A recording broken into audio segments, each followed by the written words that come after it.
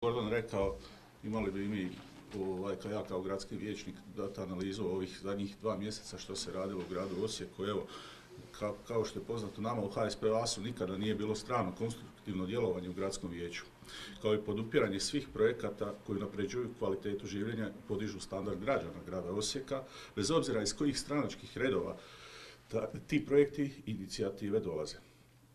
Ali, u nedostatku ikakvih projekata gradske uprave, predsjednik gradskog vijeća Anto Đapić vidio je svoju priliku te obećavajući okolo i vrijeđajući zdrav razum naših građana nudi nerealne pa i nebulozne projekte enormnih vrijednosti poput 100 kilometara tramvajskih pruga koje su osuđene na istu sudbinu kao i projekt njegov vozačke dozvole.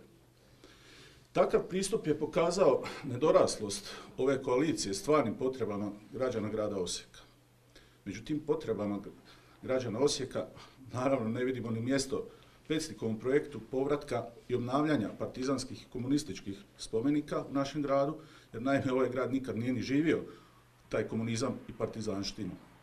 Zbog svega navedenog, HSPAS čvrsto će stojati na svojim oporbenim stavovima u gradskom vijeću grada Osijeka, naravno realizirajući vlastiti program i poštujući svjetonazor kojom nas je učio dr. Ante Starčević. Hvala.